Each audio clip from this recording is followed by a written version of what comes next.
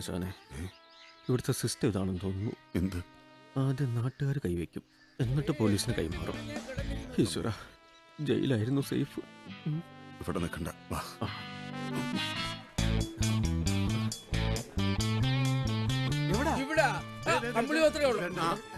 മുതലാളി ഇവങ്കടെ തന്നെ.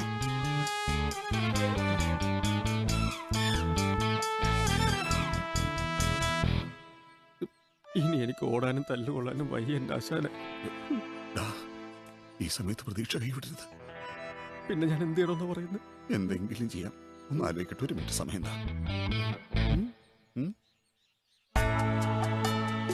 ഇവർക്ക് എന്തെങ്കിലും കുഴപ്പമുണ്ടോ? എല്ലാവരും മുട്ടുകുത്തി. എന്തിനാണാവോ? ഇവരെനിക്ക് ഇതാവോ?